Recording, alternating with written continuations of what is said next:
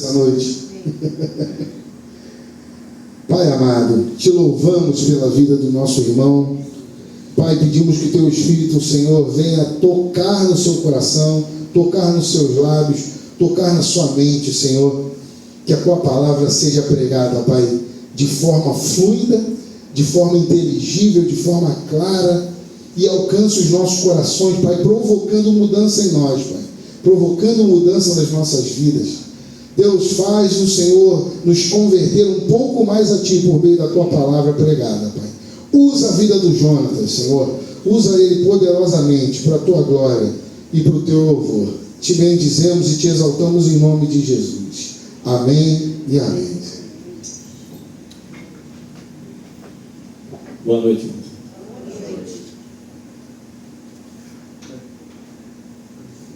Para quem não estava de manhã, é o líder da juventude, tá? Amém, jovens? Amém. O texto que nós vamos ler está em Lucas, capítulo 4, versículo 14. Vamos ler do 14 até o 22. Eu estou lendo na versão NVI, talvez você se encontre uma diferença, mas nada que vá prejudicar. Dá para acompanhar o texto.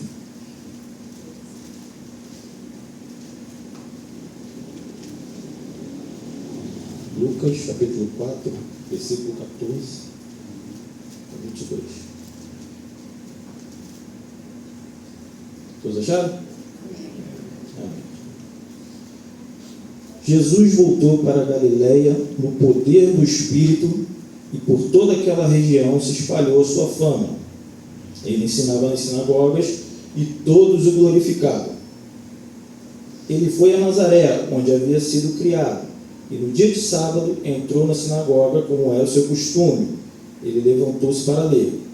Foi-lhe entregue o pergaminho do profeta Isaías, e desenrolando-o, encontrou o lugar onde estava escrito: O Espírito do Senhor está sobre mim, porque Ele me ungiu para levar boas novas aos pobres.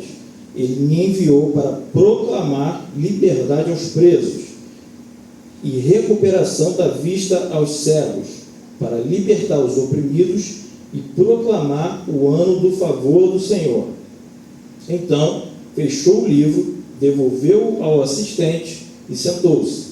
Na sinagoga, todos tinham os olhos fitos nele. E ele começou a dizer: Hoje se cumpriu a escritura que vocês acabaram de ouvir. Todos falavam bem dele e estavam admirados das palavras de graça que saíam dos seus lábios. Contudo, perguntavam: Não é este o filho de José? Amém. Vamos orar.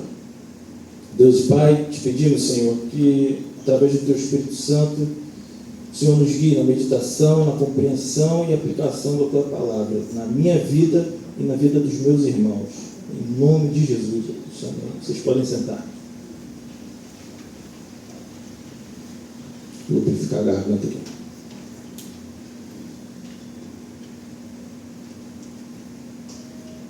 O texto completo ele vai até o versículo 30.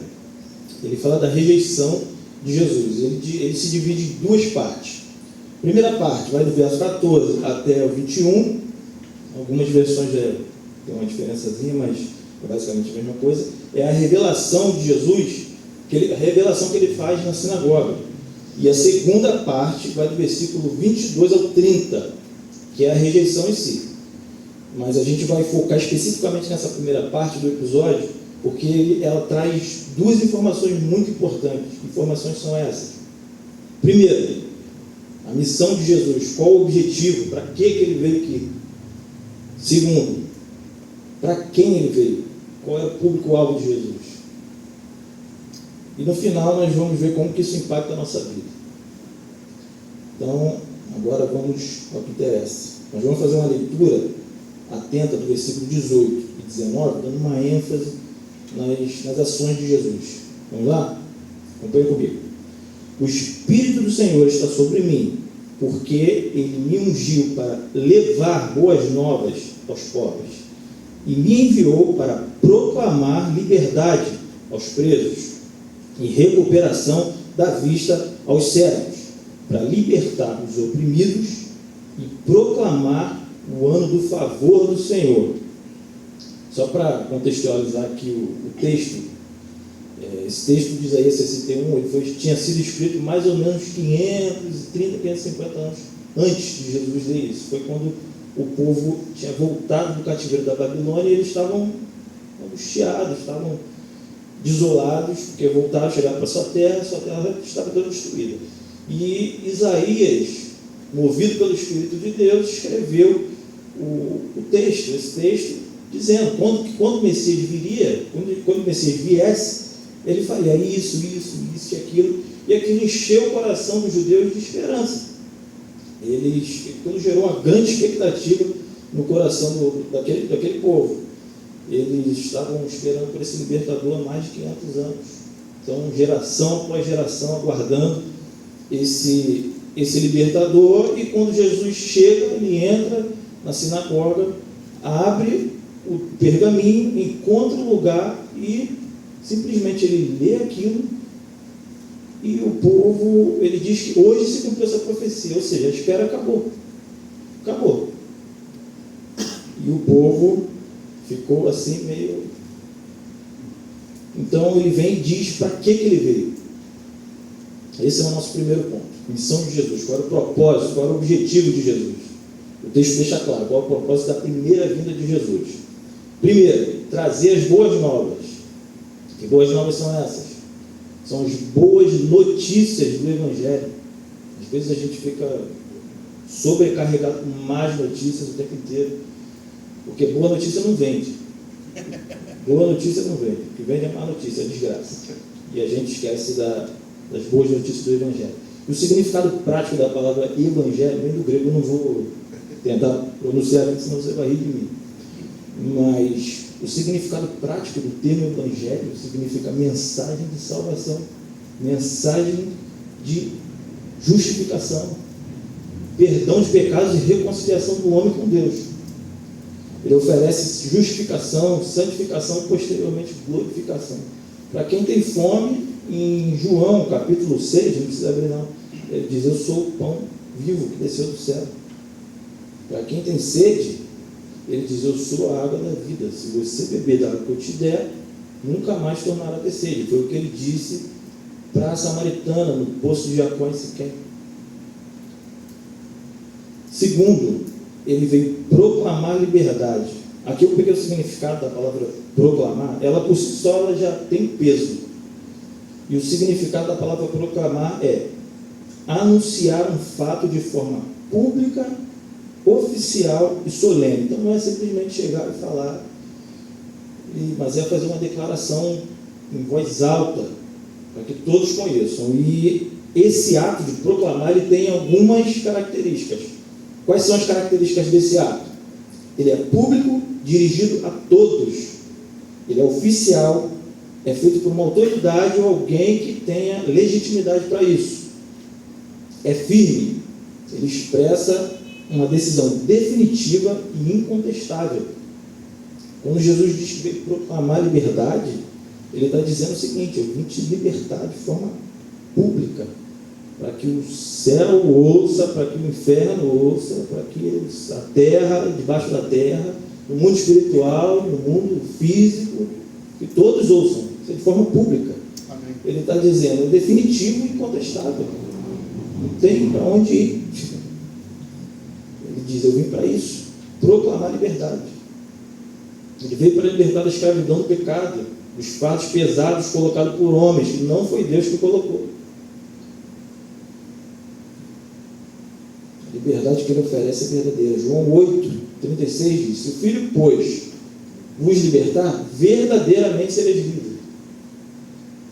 Terceiro, ele veio recuperar vistas, recuperar da cegueira espiritual, cegueira que impede o ser humano ali de enxergar a própria fragilidade, a própria fraqueza e também a soberania de Deus.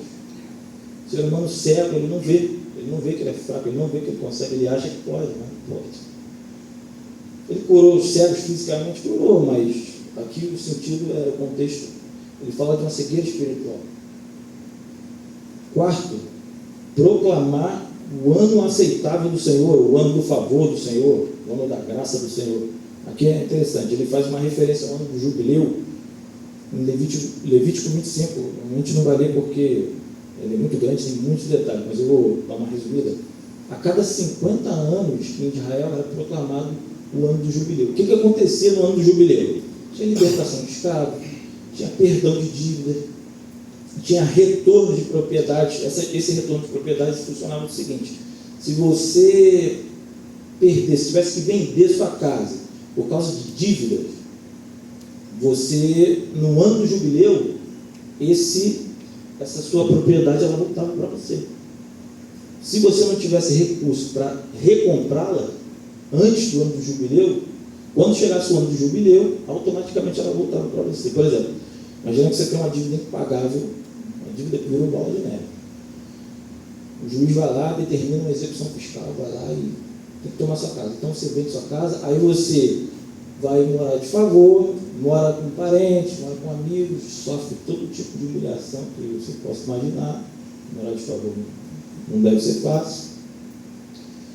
Ou então pior, vai morar debaixo da ponte. E aí de repente o governo vem e lança, ó, esse ano é o ano que aboliram todas as dívidas. Quem perdeu suas propriedades por conta de dívidas terão suas propriedades devolvidas. Quer dizer, junto com a propriedade que voltou, volta a dignidade da pessoa, volta a alegria, volta a vontade de viver. Funcionava como se fosse um reset econômico, um reset social assim, de Israel. Vamos começar do zero, tudo de novo. O ano do favor do Senhor é um bom ano. Mas a expressão aqui ela tem um peso maior. A partir daquele momento que Jesus fala, eu vim proclamar o ano do favor do Senhor, ele está dizendo que estou inaugurando o período da graça. Ali começou o tempo de perdão de dívidas, ali começou o tempo de restituição, ali começou a libertação definitiva da escravidão do pecado, ainda não da presença do pecado, porque estamos nesse mundo, estamos nesse corpo corruptível, mas da escravidão do pecado. O perdão total e completo de dívidas espirituais e restauração da comunhão do homem com Deus. Foi para isso que ele veio. Agora, para quem quer isso tudo? Vamos ver, esse é o nosso segundo ponto. Para o público-alvo de Cristo. Aqui a gente tem 4 categorias de pessoas: cegos, cativos, pobres e oprimidos. Primeiro, vamos detalhar cada um deles. Primeiro, quando Isaías fala do pobre, ele não está falando do pobre materialmente pobre, simplesmente. Ele está falando de uma pobreza mais profunda. Os financeiramente pobres estavam incluídos? Estava, claro. Mas aqui ele está tratando de algo mais sério, pobreza espiritual. E o que é a pobreza espiritual? É aquele indivíduo que ele não tem nenhuma virtude, nenhuma qualidade em si mesmo que ele possa usar como moeda de troca para fazer qualquer tipo de barganha com Deus. Esse é o pobre espiritual. Ou seja, todos nós. Eu já ouvi algumas pessoas falando: não, eu nunca fiz mal para ninguém, eu sempre quis o bem das pessoas, eu mereço o céu. Já ouvi muita gente com esse mesmo tipo de pensamento. Mas Romanos 3,10 diz: não há um justo sequer. Todos pecaram, destituídos estão da glória de Deus. Romanos 3,23. Segundo, cativos. Quem são os cativos? É aquele indivíduo que está aprisionado pelo pecado. Ele quer sair, mas não consegue. Alguém tem que tirar de lá. Tem gente presa em comportamentos destrutivos, autodestrutivos, se auto-sabota o tempo inteiro. Tem gente que quer sair, acha que pode sair quando quer, mas não pode. Não, quando eu quiser eu paro, quando eu quiser eu... Mentira, não consegue ir uma semana sem cair no mesmo pecado de novo. Não dá. Está preso. Isso é cativeiro. Isso é cativo. Outro dia eu vi uma notícia de um servidor público, cara, 46 anos, auditor fiscal. Um bom emprego, excelente trabalho. Ele começou com uma aposta, bet. Começou a apostar, não conseguiu parar, pegou empréstimo, estourou vários cartões de crédito. Conclusão, fez uma dívida de R$ 1,5 milhão, impagável. O que ele fez? Ele tirou a própria vida. Depois a irmã dele ficou na internet falando os riscos da bet e tal, mas na visão carnal ele era um homem livre, ele tinha um bom emprego, ele tinha status na sociedade, ele saía para trabalhar, para se divertir, materialmente, fisicamente ele estava livre, mas espiritualmente ele estava preso, estava cativo, e esse cativeiro levou ele à morte. Ele estava acorrentado. Esse é só um dos vários exemplos. A falta de perdão aprisiona, o ego aprisiona. Às vezes você é prisioneiro de você mesmo, a sua autoimagem. Jesus veio para esse também. Cegos. É aquele indivíduo que é incapaz de enxergar que o caminho que ele está percorrendo está levando ele direto para o abismo. Ele não enxerga, é incapaz de enxergar, insensível a qualquer tipo de recomendação, não tem discernimento espiritual para nada, não enxerga sua real condição diante de Deus, não tem clareza, se sabota o tempo inteiro e acha que está tudo bem. Completamente cego. Tem um exemplo de uma pessoa que teve a visão restaurada por Cristo e falou assim: cara, como é que eu passei tanto tempo com aquele pessoal, naquele meio, minha família toda na igreja, e eu não estava enxergando isso. Como é que eu não estava enxergando isso? De repente ele enxergou. O que você acha que fez ele enxergar? Foi ele mesmo? Não, foi o próprio Cristo. Tirou as escamas dos olhos dele. Quarto, os oprimidos. Oprimido é aquela pessoa que está cercada por tudo que mantém a mente e a alma dela angustiada, como se estivesse sendo esmagada por aquele peso, aquela carga todo dia. Vive oprimida por medo, trauma, depressão, trauma do passado, tudo aquilo que drena a energia dela viver, aquela vontade de viver. Foi para esses aí que Jesus veio. Esse tipo de... Agora, um detalhe: todo ser humano nasce nessa condição, todos, sem exceção. A diferença é que ao longo da vida uns reconhecem, outros não. E aqueles que reconhecem têm a graça, a salvação de Deus. Quem não reconhece, só resta a gente desejar boa sorte. Não vai ter. Versículo 20, vamos para o versículo 20. Então, versículo 20. Então fechou o livro, devolveu-o ao assistente, sentou-se. Na sinagoga todos tinham os olhos fitos nele. E ele começou a dizer: hoje se cumpriu a escritura que vocês acabaram de ouvir. Agora, a partir do versículo 22, a gente consegue notar uma diferença aqui meio estranha. Eles ficam com um pensamento um pouco dividido. Vamos lá, versículo 22. Todos falavam bem dele e estavam admirados com as palavras de graça que saíam dos seus lábios. Contudo, perguntavam: não é este o filho de José? Já começou a duvidar de Jesus. Vá lá em Marcos capítulo 6, rapidinho. Volta um pouquinho. Marcos capítulo 6, versículo 3. Tem ali um desenvolvimento assim dessa dúvida, dessa incredulidade.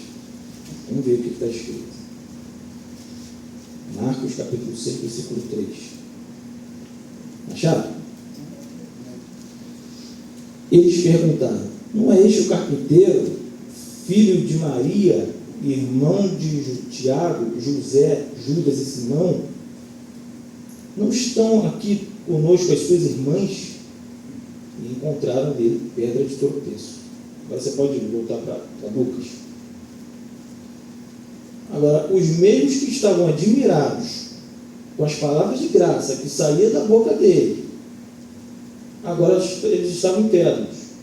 Quer dizer, por que isso estava acontecendo? Eles estavam com o coração tão cheio de incredulidade, de soberba, de dúvida, de um monte de coisa, que não permitia que eles enxergassem que aquele carpinteiro, aquele homem comum, que eles conheciam, o pai, a mãe, onde morava, onde trabalhava, era o Cristo. Eles não conseguiam enxergar isso. Alguém na sinagoga, quando Jesus falou isso, podia ter pensado assim: poxa, mas eu sou o chefe da sinagoga. Como é que eu, que sou o chefe da sinagoga, vou ter que me achegar a ele para ser salvo? Eu vou ter que me submeter a ele? Ele é o Messias que a gente esperou por mais de, sei lá, centenas de anos. Não tem como. Eu vou ter que recorrer para ser salvo? Não, isso não faz sentido, não. Não vai acontecer, não. E é interessante que às vezes a gente faz a mesma coisa, mesmo que de forma inconsciente.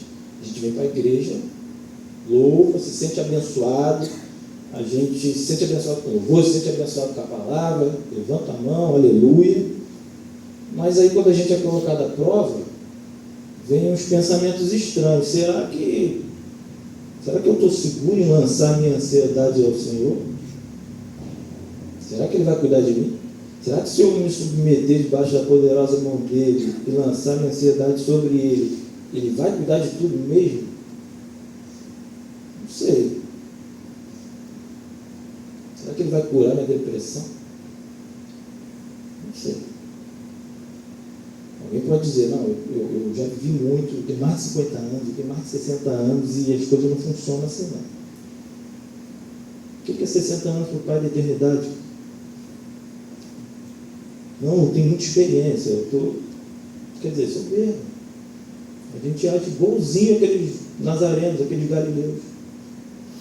E a gente acha que a gente é diferente. Não é não, a gente é muito semelhante. E por conta disso a gente deixa de receber tudo que Deus tem para nós. Tudo que o Evangelho tem para nós, por causa da dureza do nosso coração.